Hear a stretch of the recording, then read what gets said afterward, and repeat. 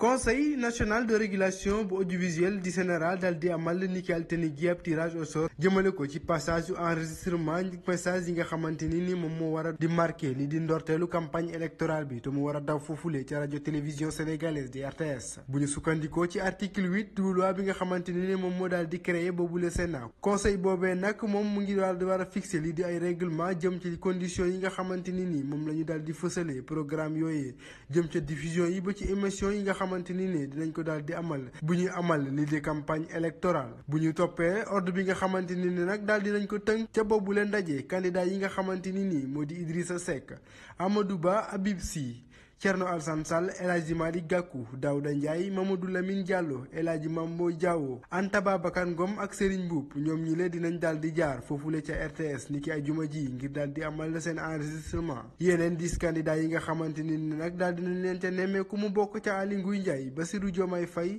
Cheikh Tidiane Dièye Déthié Fall Alioune Mamadou Dia Rose Wardini Pape Djibril Fall Khalifa Ababacar Sall Mohamed Boun Abdallah Dionne ba ci ki nga xamante ni moo di Boubacar Camara ñoom ñi lee dinañ daal di jaar foofule ca RTS niki samedi gii ngir daal di amal seen enregistrement yooyu la enregistrement nag jëm ci journal bi nga xamante ni moom lañ daal di jagleel li leen di campagne électorale boobule campagne électorale te mu jëm ci présidentielle yi ñu fas yéene amal ñaar fukki fan ak juróom ci weerum février dinañ ko daal di tàmbali ñeenti fan ci weerum février bi nga dëgmal bu 0h jotee ngir ab fàttali conseil constitutionnel daal di dina woon fësal ñaar fukki fan ci weerum janvier bi la ñu génn ab liste définitive bokk ci ñaar fukki candidats yi nga xamante ni moom lañ daal di jàpp ngir ñu daal di dem dagaan li di baatu askan wi jëmale ko ca élection présidentielle yu 25 février atum 2024. ñoom ñu seet ko wala ñu indi ko mu def ay déclaration léegi nag ñun li ñu mën mooy xaar liñ ci mën mooy xaar ndax ñun li ñu waroon def nañ ko ñoom xam nañ ni mënuñoo def campagne électorale boo xam ni daa am candidat boo xamante ni constitution dafa ni bu ñuy def élection candidat yëpp ñoo war a bokk même chance yi ñuy demee ñoo war a bokk condition ni ñuy defee campagne égalité parfaite la war a doon donc tey jii bu ci amee koo xamante ni mu ngi ci loxo yoon xam na fan la war a jaar pour bàyyi ko ñu respecté constitution bi te di constitution bi wax mooy ñu bàyyi ko mu mën a def campagne comme ñu def sinon loolu mënatuñ koo tuddee élection loolu moom su amee mooy mënatuñ koo tuddee élection ndax dañoo jël fukk ak juróom-ñeent yi may leen loo xam ni may ñu ko ki nga xam ni mooy vingtième bi te loolu day tax du tax ñu ne élection bi a été sincère et loyale. ñëpp li ñu suñu sañoon Bassirou Diomaye am liberté provisoire dem battre campagne comme candidat yëpp moo mën a bénéficier wu ci traitement égalitaire bi bénéficier wu ci équité bi mais malheureusement suñu dispositif juridique yi suñu commission de régulation de l'audiovisuel bi nulle part amul fu ñu prévoir cas yu mel ni donc gulet ñu am candidat boo xam ne officiellement conseil constitutionnel déclaré na la candidat ba pare nga nekk ci prison les gens dinañ ci mën a xalaat suñu génnee élection yi pour mën a xool nu ñu réadapté suñu arsenal juridique suñu constitution pour xam cas yu mel ni soo xamante naka lañ ci mën a adapté wu donc loolu mooy première conclusion bi mais nag vraiment aussi le doyen des juges c'est pas parce que moom candidat la mu ngi prison rek dafa war a bénéficier il est lié c'est pas parce que il est candidat que rek automatiquement sur le plan droit il est le doyen des juges est lié pour que mu may ko liberté provisoire parce que ku def demande da ngay xaar ñu may la wala ñu bañ la may donc le doyen des juges comme ni ma ko waxee moom it dara lié wu ko donc Bassirou Diomaye mu ngi prison donc moom c'est à son appréciation mais suñu sañoon ñun ñëpp vraiment ñu may ko mu dem battre campagne comme ñëpp comme candidat yëpp parce que candidat la donc vraiment loolu aussi dañ koy regretter rek vraiment di fàttali ni aussi comme niñ koy waxee Bassirou Diomaye mi ngi offrir toutes les garanties de représentativité bi mu ngi fii ci Dakar muy fii ci Sénégal dawul kenn ñëpp xam nañ ni du daw ñëpp xam nañ ni du dem yoonam donc loolu aussi tey na suñu xel xamuñu lan moo motiver décision bi lan moo motiver décision doyen des juges mais tout compte fait comme ni ma ko waxee rek donc dinañ jéem a xool nu ñu réadapter suñu arsenal juridique par rapport ak cas yu mel ni mais suñu sañoon vraiment liñ doon ñaan et liñ doon xaar que ñu may ko liberté provisoire d'autant plus que recalé les candidats spoliés bi ñu demee gisee président Macky Sall palais si seen rencontre bi posé woon nañ ci cas boobu le cas de Bassirou Diomaye étant candidat mu nekk prison et suñu comprendre li mu leen tontoon mooy que dañu ay avocat am nañu dugal demande de liberté provisoire maintenant nag comme le juge aussi il n'est pas lié le juge il est autonome il est indépendant c'est à lui d'apprécier mais tout compte fait mën nañu am yaakaar ni toujours est-il que fii campagne bi di commencer dinañ ko mën a may liberté provisoire mais nag jàpp ci rek dañ koy naqarlu quand même dañ koy naqarlu vraiment suñu sañoon ñu bàyyi ko mu dem. mais ni ma ko gisee rek premièrement bi mooy sàggante am na si parce que déglu naa si ay quelques détails surtout borom kër gi li mu wax moom nee na waxoon na moom buum na njabootam dèjà mu génn mu rawale njabootam waaw moom dèjà wax na ko nee na buum na njabootam ñu génn léegi waxoon na locataires yi ñu génn mais locataires yi ñu dóoroon bopp lu yom moo leen fa teg et puis ñu ne suñu génnee néeg yi cher na duñ gaaw a am néeg mais dama tax xam tamit borom kër gi am na si part de responsabilité bu mag a mag mais locataires yi tamit yaakaar naa ne seen bakkan même bu dee location yi cher na seen bakkan borom kër gi waru leen ko gën a bëgg quoi pour man parce que nit ki fi ngay dëkk même bu dee baraak la sax mu leer na ngay dëkk nga stable rek jàppal ne foofu rek mais bu ko dëgg fu ligg si boppam. la maison sans que sans que ñuy dëkkoon foofu génn kër gi waaw balaa muy defaraat këram c'est si suuf la commencé dafa doon xaar ñëpp génn kër gi mu defaraat këram mais bu muy defar kër gi ñoo ngi dëkkoon foofu moom dafa fort. oui état bi am na si part de responsabilité mais moo ngi góorgóorlu tamit parce que gis naa ni ñoom léegi nee nañu ay permis de construire waaw nee nañu léegi balaa ngay tabax foog nga am permis de construire mais borom kër yi ñoo dul respecté loolu waaw borom kër yi ñooy dem di jéem a uti ay négociation ak ay nit dem di bëri ko def ay affaire. yow man Pa Moussa da nga may gis ma ñëw nga ne ma bâtiment bi laa bëgg a tabax te xam nga ne man je ne suis pas qualifié mais comme lu yomb nga bëgg nga jox ma bâtiment bi soo ma joxee bâtiment bi man damay tourner encore ma xool keneen koo xam ne da nga gis benn bâtiment boo xam ne day am 5 patrons Sénégal loolu la ñuy liggéey benn bâtiment boo xam ne liggéey bu ma ci doon yow mi engagé liggéey bi doo fa sax jege di xool ba xam liggéey bi normal la wala normal la voilà léegi. balaa ñuy defaraat seen kër foog ñu woo ñoo xam ne am nañ si xam-xam waaw ñoo xam ne xam nañu lan mooy kër du ay maçon yu ndaw yoo xam ne xamuñu lan mooy kër yoo xam ne ñoom ñoo xam ne xam-xam la ñu am si tabax ñoo xam ne xam nañu lan mooy tabax ñu woo. Train express régional ñu gën ko xam ci TER bi daal dina am ay laajte yu takku di rek ba mu tàmbalee daw ba léegi lu ni mel nag li waral nag mooy gën a gaaw te dafay yombal transport ñu ci ëpp ci askan wi fii ci Ndakaaru waaye yemul foofu ndax moo ngi feeñ bu baax ci koom-koomu réew mi ci ab recensement bu ñu def lu toll ak fukk ak ñeent ay millions ci ay doomu aadama jot nañu jël TER bi ci xamlek Abdou Ndéné Sall directeur général bu SENTER jëloon ay kàddu ca célébration wu ñaari at bi TER bi tàmbalee daw ak léegi ci xalaatam TER bi nekk na jumtukaay bi nit ñi gën a yittewoo buy mën a permettre ñuy faj yenn problème de mobilité yi waaye tamit jëmale kanam yenn zone yi moo tax sax ñu xayma lu toll ci 200 ci ay train yuy daw bés bu ne jiital SENTER nag moo ngi rafetlu taxaw ànd liggéey bu SENTER ak SETER muy waxaat ni taxawal TER bi doxal na ci ab contribution ci lu toll ak juróom-ñetti téeméer ci ay entreprise ci réew mi ci atum 2023 ñeenti téeméer ak ñeent fukk ak benn ci ay entreprise nekk nañ ay prestataires yu SETER di ab montant bu toll ci juróom-ñett ak lu tekk ci ay milliards ci suñuy koppar société d'exploitation bu TER bi nag profité na ci occasion bi daal di xamale ni ñoo ngi andi toll ak juróom-ñetti raam ci diggante njeexital atum 2024 jàpp 2025 te sax loolu ne liggéey bi daal dinay tàmbali. tey nag ñu ngi lancé deuxième phase bi nga xam ne mu ngi war a démarrer en 2024 war a boucler wu en 2029 te intéressé fukk ak benn réew ci biir Afrique li ñu rafetlu nag ci programme boobu mooy déjà ci première phase bi su dee ñi mu laal ñi mu impacté positivement mën naa ne luy tolloog 60 000 ménages ci première phase am na njortu programme bii nii ci deuxième phase am dina lay lu tolloog 45 000 ménages ci loolu nag li ci am solo mooy xàmme spécificité projet bi mooy lan mooy projet intégrateur la am na production animale am na production végétale am na du génie rural mën naa ne lépp la ëmb loolu nag dañu koy encourager dañu koy féliciter ci ñi nga xam ne ñoom mooy les initiateurs mais aussi santaat gërëmaat suñuy partenaires techniques et financiers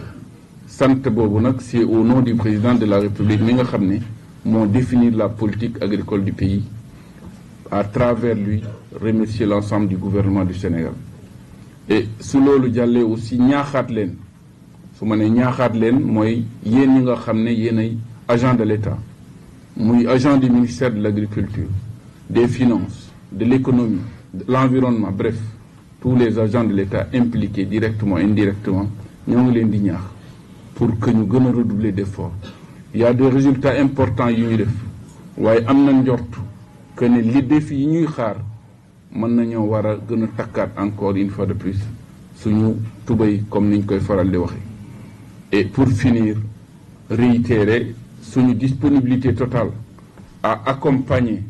ñi nga xam ne ñoo war a mettre en œuvre ce projet et am njort aussi ci lu yàggul population yi dinañ ci gën a gis seen bopp. bu njëkk ba bés bu mag la woon ci village yi parce que journée mondiale lu ko waral mooy depuis temps Raoul Floro ak président Senghor. Raoul Floro bi nga xam ne mu ngi beddeeku malade yi nekk ci ay problème am ay jafe-jafe ñu beddeeku leen ci la normalement Raoul Floro créé village yi ci Afrique daanaka li ñu gënoon a intéressé mooy village yi nekk village normal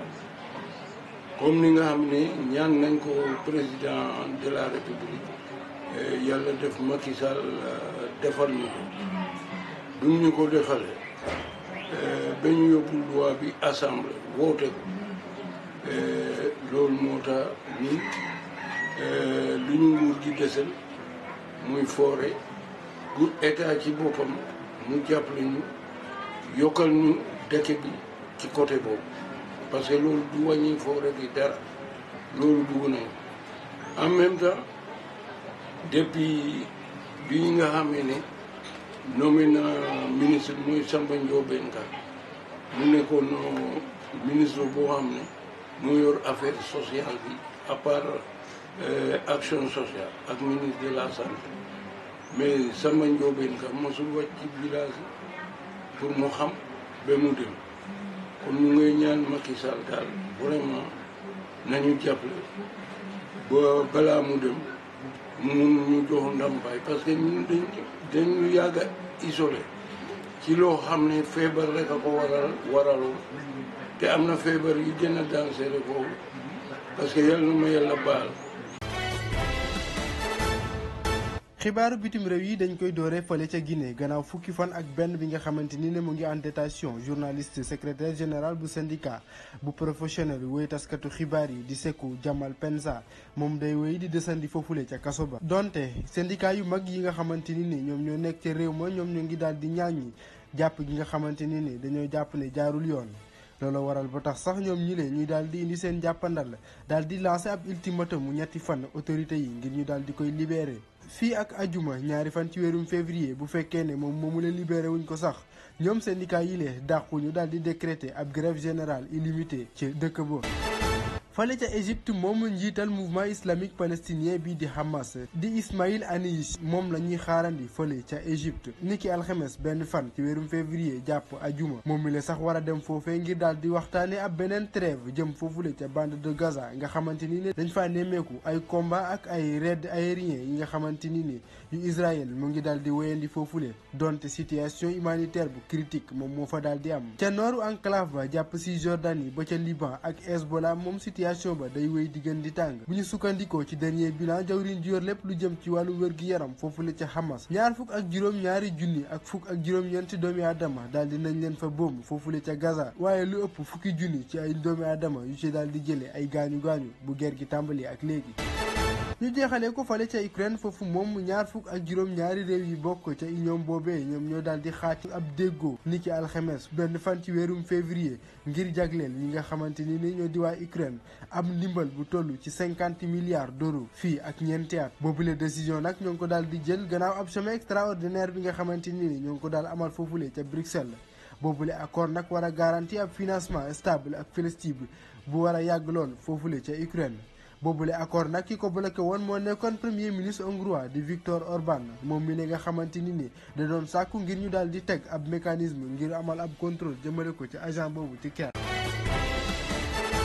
gannaaw phase de groupe Coupe d'Afrique des Nations yi nga xamante ni ne observateurs yu bëri yi jàpp nañ ne bokk na ci yi dàq ci histoire compétition bile 8e de finale yi moom indiwut benn yoon mbetteel li ni mel nag tax dina daal di jafe lool ngir nga daal di déterminer ab favori jëm ca boobule compétition ndax ñoom quart de finaliste yi nga xamante ni ne ñoom ñoo daal di qualifié ngir daal di jongante yile quart de finale moom kenn qualifié wu woon ci édition bi nga xamante ni ne dafa daal di jàll affiche yu quart de finale yooyee nag ñu war ko daal di tàmbali niki suba ajjuma ñaari fan ci weerum février ak premier affiche bi nga xamante ni ne dina daal di dox ci diggante ñi nga xamante ni ne ñoo di Angola ak Nigéria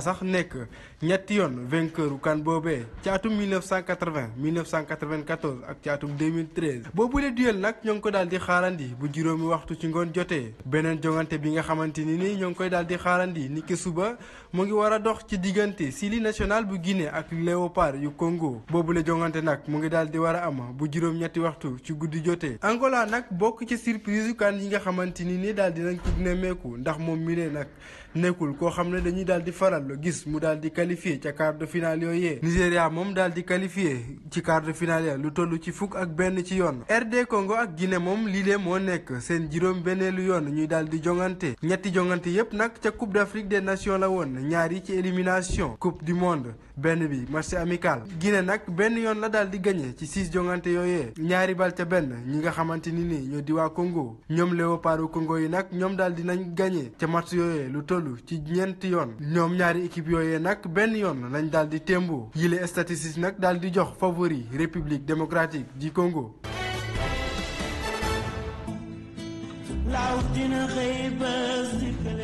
nakar ak tiis moo dal ci kaw monde culturel bile ak génn àdduna ki nga xamante ni si nii mooy Cheikh Coulibaly nekkoon naataango Pape Pen ñu gën leen a xamee ci Pape et Cheikh moom nag mi ngi génn àdduna ndekete ji ci ngoon fële ca cité gàddaay nekk ca géejawaay ginnaaw nga xamante ne si nii feebar daal na ko tëral ci feebar boobule sax naataango artiste mi jotoon nañ ci jukk xaati seen tànk tubéy ngir wutal ko ay ndimbal waaye lu ni mel mujjul antu ndaxte yàlla dafa daal di def li gën ci moom groupe bi leen nag di Pape et Cheikh génne ab son jagleel ko élection présidentielle yi ñu dënmal ci ñaar fukki fan ak juróom ci weeru février waaye boobee sax ñu ngi ko duppee bu leen wengal gaal gi répp rek ngir ñaax askan bi daf ñu amal lu ni mel ci jàmm bi lee way sax ci ay fan yu néew dina génn groupe bi nag di Pape et Cheikh ñoom ñi lee kenn du leen laajte ci fii réewum Sénégal ndaxte seeni way yaakaar naa ba léegi day résonné ci bopp nit ñi rawatina sax ak seen way bi nga xamante ni si nii moom lañu génnee ci atum 2001 ñu tuddee ko yaatal géew bi boobule way nag mu ngi bokkoon sax seen album bu ñu duppee yaakaar mu nekk nag way boo xamante ne si nii day résonné ci bopp askan wi ba léegi ndaxte kàddu yu am solo yi ci génne woon ngir jàmm jëmale ko woon nag ci ay élection législative yi nga xamante ne si nii amaloon nañ ko ci at boobee duo Pape et Cheikh nag nekk ñaar ñoo xamante ne si nii kenn du dem bàyyi sa morom ndax fu ne Pape ni Cheikh Pape moo doon faral di way Cheikh nekkoon moom mi lee guitariste bi moom moomee nag moo ñàkk bakkanam naki tey ji waaye di fàttali rek Pape et Cheikh ñu ngi bàyyeekoo fële ca diwaanu Kaolack ci atum 1990 nag la ñu ñëw fii ci Ndakaaru ngir wayal seen liggéey muy ci li nga xamante ni si nii mooy way kon nag mu mel ni bile duo dafa daal di dakk ba faaw kenn ku ni Pape dootoo waxati Cheikh ndaxte ki la di Cheikh daal dina génn àdduna ñu koy ñaanal yàlla fa mu jëm gënal ko fi mu jógee. ñu yaakaar ne ñun rek ñoo fi ne. ci ay fan yu néew ñu tàmbali campagne ngir élection présidentielle yu 25 février 2024 bi ñu dëgmal ministre de l'intérieur di Sidiki Kaba moom daal dinay teel a jël ay matuwaayam ngir gën a sàmm kaarangewu doomu aadama yi rawatina jamono bi ñu toll ndax seetlu nañ ni rey yi bëri nañ trop fii ci réew mi. si noonu ministre bi daal dinay tere lépp luy gaañaate rawatina arme ab façon bu ñu mënti doon si réew mi yépp diggante 25 janvier jàpp 15 avril gannaaw élection yi bu ñu sukkandikoo ci document bi nag moo ngi xamale ni ci diggante boobu bu kenn yor benn ngànnaay muy ci kër yi mbedd yi wala sax bërëbu liggéeyukaay yi mu toftal si ne tamit interdiction bi amul xàjje ak seen kuy yeewoo ci biir réew mi rek ci nga bokk. décision bi nag lenn rek lañ ci xaar mooy ñu jox ko gëdd te doxal ko comme ni mu waree. kooku ñu ñuy wax nag d'ailleurs c'est ñoo xam ne am nañu autorisation parce que koo xam ne yaa ngi yore ngànnaay te amoo autorisation moom yow yoon daan dal na sa kaw déjà. maintenant li ñuy wax ñoo xam ne dañoo am autorisation administrative dañ leen ci jox këyit autorisé pour ñu yore ngànnaay. léegi même ñi am loolu ci ñoom la ñuy wax ñooñu nañ ko bàyyi kër ga bu ñu génn ak moom donc loolu ay mesures yoo xam ne il faut que ñu jël ay bu fekkee ne ñu ngi dem ci ay événements yu mel nii il faut ñu jël ay motukaay yoo xam ne pour aar nit ñi parce que ministre de l'intérieur ak ñoom ñoo am sañ-sañ ñoo am responsabilité ci loo xam ni jàmm nit ñi ak kaaraange nit ñi donc mesure boobu lu baax la loo xam ne lu normal la mais nag dañoo war a dem beneen jéego xam nga ni période électorale tout le temps da ngay dégg ay garde corps ba ñuy wax sa affaire nervi donc loolu am na benn loi boo xam ne dafa tëral ñoo xam ne lu ñuy wax police privée loi bi daf ko interdire mais dafa autorisé ñoo xam ne mooy service gardiennage kooku am na ak décret d'application kooku dañ ko war a soppi parce que kooku dafa affaire gardiennage ak escorte de bien mooy alal muy ay oto yu ñu escorté et cetera hors gabarit yooyu et cetera wala surveillance donc loolu rek mais garde corps amu ci donc il faut que puisque loolu mi ngi am léegi il faut que ñu réglementer parce que loolu moo indi problème man li sama xalaat mooy léegi puisque garde corps affaire wóoluute la mun nañu bàyyi ku bëgg garde corps nga tànn kenn wala ñaar bu mu ko ëpp ñaar ñooñu il faut que ñu def condition il faut que waa ji mu jàng ko métier parce que garde corps métier la il faut que nga am formation ñu tàggat la ci après ñoom ñooy affaire nga mun ko def.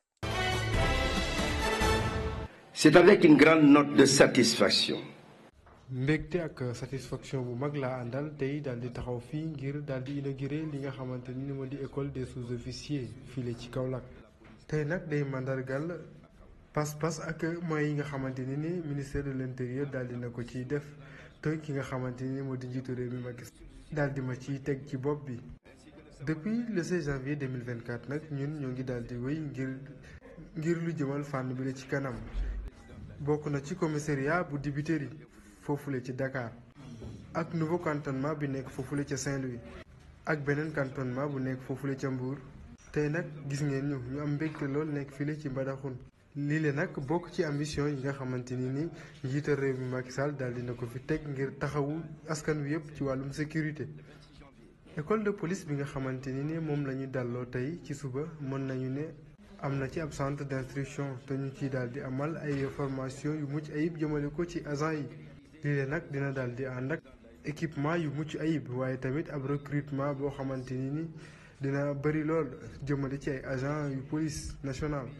bile projet bu mag nag daal dina ci bokk tamit ab réforme bu mag bu jëm ci wàllum formation bile nag dañ ko daal di def ci bu ñuy daal di sampee ab académie de police boo xamante ni wareefam mooy doon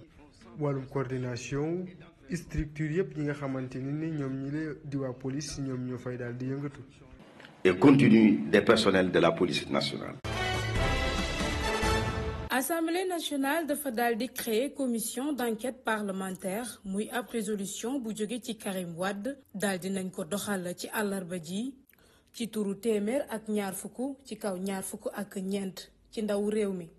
l'enquête boobu daal di nañ koy tijjee ay tuuma jëmale ko ci ñaari juge yu conseil constitutionnel ak candidat wu majorité présidentielle ci alxames gi tombanteeg benn fan ci weeru février 2024 lii di commission d'enquête bi daal di nañ daje ca salle bu commission des finances ngir fal seeni kuréel boo xam ne waa Benno Bokk Yaakaar ak groupe parlementaire liberté démocratie ak changement topp ci benn ndaw réew bu bindoowul ñoo ci nekk. liste boobee nag mënees nañ ci tudd Abdou Mbow di jiital groupe parlementaire bu Benno Bokk Yaakaar topp ci Mamadou Lamine Thiam mooy tamit njiital groupe parlementaire bu liberté démocratie ak changement kile di Sira Ndoye Sall moo fa teewal ñi binduwul. ci fàttali commission bi ñooy ñi doon leeral ñàkk bokk Karim Wade di doom ci ancien président Abdoulaye Wade ak yeneen candidat yi naroon bokk ci élection présidentielle yu ñaar fukki fan ak juróom ci weeru février bi ñu dëgmal. waaye ab laaj bu am doole la ñii di député bu parti démocratique sénégalais daal di samp. jotaayu soññe lay doon jotaayu ñaaxaate ci ngeen xam ni da ngeen di dem pour représenter Sénégal ngir ñu mën a am ay raaya yokk ci li nga xamante ni jot ngeen ko def ci wàllu football ak wàllu beach soccer. am nañ yaakaar sunu xel dal na ci yéen comme ñi jël kàddu ni ñu ko waxee suñu xel dal na ci yéen am nañ yaakaar ni tàggat nañ leen bu baax a baax pour ngeen mën a dem foofu def fa ay résultats. loolu nag dañ ciy féliciter fédération sénégalaise de football ci disposition yi nga xam ni jël nañ ko pour préparer équipe bi loolu lu ma xam la ndax moom sàmm mi léeg-léeg dama koy woo mu ne ma wala mu woo ma ne ma dañ nekk regroupement ci beach soccer. donc man fa ma nekk xam naa ni beach soccer am nañ préparation boo xamante ni préparation bu mucc ayib la boo xam ne war na leen mën a permettre koo leen jàkkaar loolu ngeen dox ci kaw donc ñuy ñaan yàlla may leen ndam da ngeen xam ni boo leen demee Sénégal yëpp ñu ngi seen gannaaw Sénégal yëpp aussi ñu ngi leen di seetaan donc vraiment jotaay bi comme ni ma ko waxee sama njëlbeeni kàddu jotaayu soññe la ndax am ngeen wërsëgu chance li Sénégalais yi fukki million ak juróom-ñetti Sénégalais yi li ñu waroon dem defi yéen lim bi yéen a koy dem defal waa Sénégal donc na ngeen xam ni yan bu diis moo ne ci yéen waaye yan bu neex la donc ñu ngi am yaakaar ni incha allah boo leen dellu see fii di ngeen teg ay raaya sunu loxo pour que footballu Sénégal gën a mën a rayonner at. ma laajee question bi njëkk ngeen ma laaj ne ma équipe bi demoon na demi-finale waaw demi-finale la demoon ñun dañoo am ambition bi mooy dem lu mu gën a sori tey bu ñu mënee dem ba finale moom mooy suñu ambition. mais lan moo si ëpp solo du ñu xalaat loolu pour l'instant lan la ñu war a xalaat mooy si poule bi ñu nekk ñetti équipe yi ñu fa am te nga xam ne ñaar mooy génn nañu njëkk a toppatoo loolu ba génn si poule boobu ba pare. parce que booy dem si tournoi aussi tamit mun nga ne sa objectif lii la mais aussi tamit da nga koy gérer match par match donc ñun li ñu tax a jóg suñu objectif d'abord mooy dem si compétition bi lu mu gën a sori mooy d'abord. poule bi nga xam ne si lañ nekk ñu jéem a xool naka lañ siy génnee naka la ñuy qualifier parce que tamit bul fàtte ne foofu am nañ fa ay équipe yu mag aussi Japon équipe bu mag la Bélarus équipe bu mag la Colombie équipe boo xam ne kenn xamu ko muy doog a ñëw ay équipe yu naqaree football la maintenant ñun dañuy focus d'abord naka la ñuy génnee premier tour balaa ñuy xalaat yeneen état waaw am na ñaari match parce que suñ premier match dañ ko waroon jouer le 7 ak le 10 le 7 bi c'était ñu ngi waroon jouer ak Italie boobu ba tey de am na mais Colombie dañu waroon jouer moom mais dernière minute Colombie amul mais am na beneen match bu ñu war a jouer waat foofu noonu bu ñu egsee foofu noonu à partir du 10 bu ñu jouer ñaari match yooyu dinañu mën a permettre ci préparation bi ñu gën a mën def évaluation bi rek def nañ ko fii parce que boo yóbboo say jours mooy def nga sa évaluation mais ci biir match yooyu ngay jouer avant compétition bi di muy gën a jege dina la mën a gën a wax gën a xamal ak nan nga war a doxalee ak nan nga war a taxawee mais fi ñu toll ni ñun ni ñuy demee xam nañ ko ni ñuy taxawee xam nañ ko mais ci match amical yi dinañu gën a mën a leeral situation. gannaaw ambiance rebondissement de situation ak lii di wàllum tristesse lii nag lii moo gënoon a fës ci phase de groupe yi waaye tamit ay surprise jëm ci ay élimination wu équipe yu mag yi nga xamante ni ñoo nekkoon favori ngir daal di jël li nga xamante ni moo nekk fanweer ak ñeenteelu édition Coupe d'Afrique des Nations. li la di quart de finale yi moom dinañ ko wayandi ni ki samedi gile bu juróomi waxtu ci ngoon jotee réew mi nga xamante ni ne moo dalal ndaje mi di Côte d'Ivoire moom moo war a jongante ak Mali foofule ca Bouaké. Mali Côte d'Ivoire nekk ab derby bu dox ci diggante ñaari dëkkandoo yu jegante lool waaye ci ëpp moom day faral di tourner en faveur des Ivoiriens ndax bu ñu xoolee historique confrontation ñaari équipe yooyu lee bi nga xamante ni ne bu njëkk bi mu ngi amoon ca atum 1965 ci fanweer ak ñaareelu match yi nga xamante ni ñaari équipe yooyu daal dinañ ko jongante Mali moom dafa daal di ñàkk ci lu toll ci fukk ak juróom-ñeent ci yoon waaye tamit ñeenti yoon rek la daal di gagné équipe bi la di Côte d'Ivoire juróom-ñeenti match nul la jongante boobu nag mooy nekk juróom-benneelu yoon bi nga xamante ni ñaari nation yi la daal dinañ daje ca Coupe d'Afrique des Nations waaye juróomi confrontation yépp ñi nga xamante ni ñoo di éléphant Côte d'Ivoire ñoom ñoo ko daal di gagné mu bokk ca atum 1994 foofule ca Tunisie ca 2008 fële ca Ghana ca 2012 ca Gabon ca 2015 ca Guinée équatoriale ak ca 2019 ca Égypte. Mali nag war a daal di briser li ñu xamante ni moo di malédiction te mu yàgg lool ci digganteem ak ñi nga xamante ni ñoo di waa Côte d'Ivoire te mu toll ci juróom-benn fukki at. beneen quart de finale bi nga xamante ni dinañ ko amal ni ki samedi gile mu ngi war a dox ci diggante Cap-Vert ak Afrique du Sud ñoom Bafana yi gannaaw bi ñu éliminé Maroc ñoom ñu am ab tâche lourd nag war a daal di jongante ak ñi leen di waa Cap-Vert. Cap-Vert nag moom moo daal di éliminé ñii la di waa Mauritanie ñoom ñaari nation yooyu nag jongante nañ lu toll ci ñetti yoon waaye ñaari yoon yépp ki la di Cap-Vert moom moo daal di ci am ndam ak benn match nul. Afrique du Sud nag mosul gagné benn yoon ñi nga xamante ni ñoo di Cap-Vert loolu waral bu tax nag statistique yi lee daal di jox favori ñoom requin bleu yi. fan yi yëpp nag réew mi am na lu bare lu fi xew ci ay tolof-tolof ci wàllu élection bi ak processus électoral mu juddu ci loolu benn xiiro ci diggante pencu ndaw réew mi ñu tuddee ko assemblée nationale ak tribunal bi nga xam ne mooy tribunal bu kawe bi ñu tuddee conseil constitutionnel te moom moo war a saytu élection bi moo ko war a contrôler ñaari féewaloo yooyu nag ci diggante ñaari institution yu mag dafa indi lu bari lu mu andi ci réew mi ak ay jafe-jafe ci wàllu élection bi ndax indi na xel ñaar wala boo xel mu tey selon ñi nga xam ne dañu jàpp ne nañu saytoo seeni mbir jaarul ci yoon. ginnaaw loolu assemblée nationale bi jàpp ne donte am na loo xam ne jàpp nañ ne jarul wala sax wax nañ ba tudd wàllu ger du ñu ne am na waaye nit ñi wax nañ ko jëmale ko ci tribunal bu mag boobu ak ña sa nekk wala ñenn su ña sa nekk muy loo xam ne lu doy waar la lu Sénégal mosul xam. assemblée nationale woote ci bésum fanweeri fan ak benn weeru janvier bi ñu nekk taxawal commission buy def enquête ñu tuddee ko commission enquête parlementaire ngir war a mun a leeral ni nga xam ne noonu la mbir mi doxee ca biir conseil constitutionnel ba ci wàllu candidature yi kan moo war a jàll ak kan moo war a jàll. loolu nag ba mu amee conseil constitutionnel itam bi nga xam ne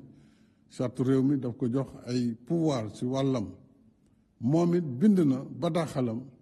ñoom juróom-ñaari juge yi nga xam ne ñoo ko séq wane ne conseil bi dàq na kàddu yooyu ñu yëkkati ak tuuma boobu ñu yëkkati jëmale ko ci ñenn ci ñoom te it wane nañ ne lépp lu ñu liggéey ñoom ci yoon lañ ko teg waaye bëgg nañu tuuma yooyu ñu leeral ko leeral boo xam ne it dafay respecter charte réew mi respecter it lii ñu tuddee séparation des pouvoirs. ginnaaw nag ñoom assemblée ñu ngi toog jamono ji di saytu ak dugg ci procédure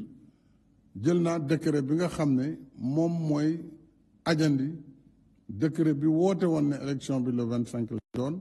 décret boobu jël nañ ko tey mu nekk décret bu ñu signé tey ji ci bés bi ngir ajandi ba xam assemblée nationale lan moo fay génnee ginnaaw bu ñu paree seen liggéey.